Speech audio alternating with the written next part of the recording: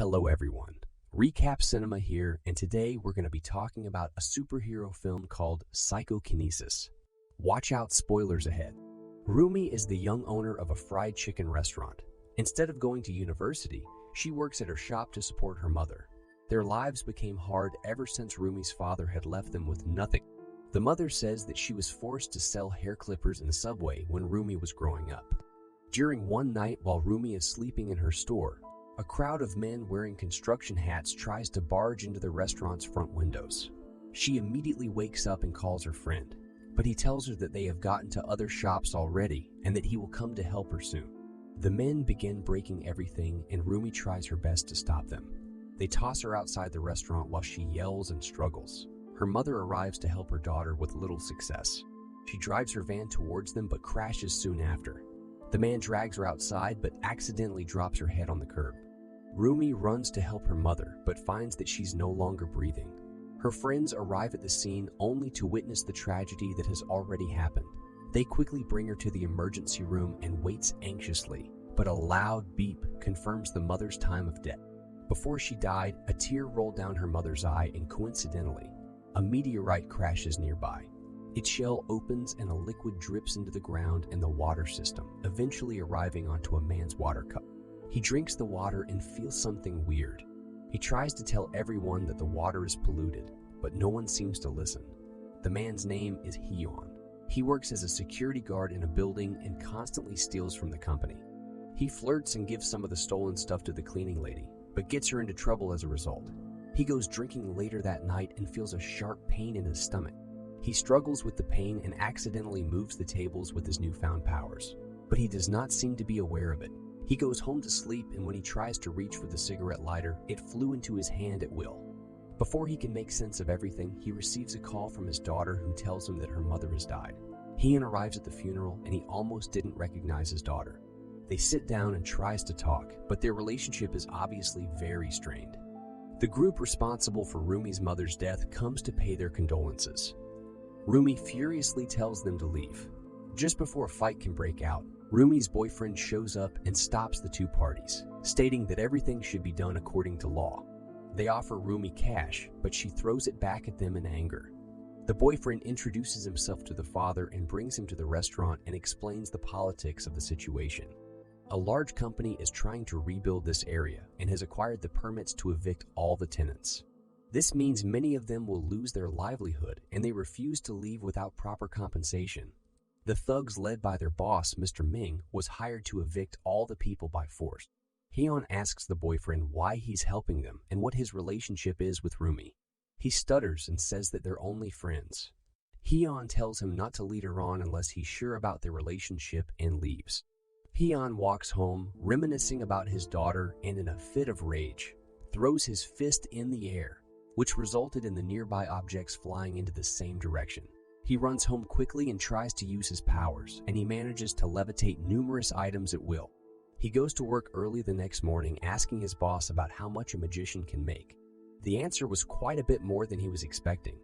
Rumi and the store owners pays their respect to Rumi's mother, and they meet up in the barricaded mall, where they decide to hold out against the eviction. Heon speaks against such action for the safety of his daughter. He also thinks that their efforts are futile against such large company. The people become angry with what he said and his daughter tells him to leave. Heon goes to a show production and convinces the boss to hire him as a magician. He tries to call Rumi for the good news, but she never picks up.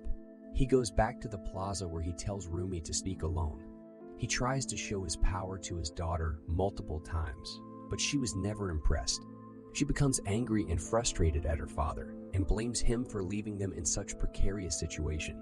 Heon explains that he had no choice because he owed a large debt and did not want his family to suffer because of it. Rumi tells her father to leave and blames him for being a coward and never fighting for his family. As Heon walks down the street, he sees multiple cars heading towards the plaza, and he knows something is wrong. He quickly runs back and finds the thugs fighting with the store owners. He accidentally uses his power to defeat the men rushing towards him. He then goes on to dismantle many of the thugs by throwing them left and right. The funniest part is when he grabs onto one of the men and makes him dance as if he was in a circus. Mr. Min's right-hand man takes this moment to record Heon using his powers. Soon, the police shows up and Heon is forced to hide his powers right away. They are all escorted to the police station, and Mr. Mind tries to show the officer their footage. But funny enough, due to Heon's abilities, the footage looks like the thugs were faking everything. The officer has no choice but to tell both sides to leave. At nighttime, Heon brings a ton of scrap metal to barricade the entrance. He places all the metals in front of the street so that the thugs cannot get in. But my gosh, the way he uses his power, it's a little hard to take him seriously. His display even scared the boyfriend a little as he stares at what his potential father-in-law is doing with his hip. Some of Mr. Min's thugs are too afraid to continue with the eviction and are asking to resign. He also gets a phone call for meeting with the company's director. Rumi becomes more accepting of his father after seeing how her friends view him as a hero. They sit down to have some lunch and she shows her care for Heon's health while using his power. But Heon assures her that he feels just fine. Mr. Mind meets with the company director at lunch. To their surprise, she's a beautiful woman. What they didn't expect was to get beat up right away and have their voices recorded as insurance before they can even touch the food on the table. She gives Mr. Mind 48 hours to evict the tenants and comes up with a plan to make this happen. A couple of police officers arrive to arrest Heon for stealing candies from his security job. They handcuffed him and brings him to the police station.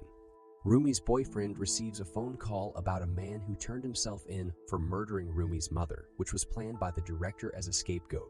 The boyfriend arrives at Mr. Mind's office only to find everything gone. They closed down their original company and opened a new one to avoid the negative stigma around Rumi's mother. He calls Rumi to run as they have clearly lost the battle. The director visits Heon in the police station and offers him two options. 1. They can fend for themselves as convicts. Or 2. They can work for her company and cooperate in the eviction. She leaves him with a business card to think it over. An army of police officers arrive with excavators and bulldozers to take down the barricades of the invasion, but with little effect. Mr. Kim is trapped under a fallen structure in all this chaos, and Rumi tries to help him. Both barely escapes death when the bombs were ignited by accident. The boyfriend calls Rumi and tells them to head to the rooftop and escape to a neighboring building. While in the holding cell, Heon steals one of the police officers' phone and sees the news. After realizing his daughter is in danger, he breaks open the cell doors and flies outside. He crushes the director's car and flies towards the plaza. Heon has some trouble controlling his power and causes a lot of damage to the city while rushing towards his daughter. He breaks buildings, cars, and scares a lot of people in the process. As the store owners rush towards the rooftop, Mr. Kim is pushed to the edge of the railing. Just before he falls to his death, Heon manages to catch him and carries him to safety. He then rushes into a building full of police and throws them around like rag dolls. The last guy standing begged for mercy as he didn't think his salary was worth the beating. The police arrives at the rooftop and captures Rumi while they beat up everyone with their batons. Heon arrives and continues to manhandle all the bad guys. The container carrying Rumi gets knocked over in the chaos, and she nearly falls to her death.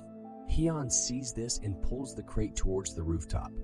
She trips and falls, but Heon manages to catch her in the last minute. Heon puts his daughter on the rooftop and says goodbye to her. He flies off to the police officers to turn himself in.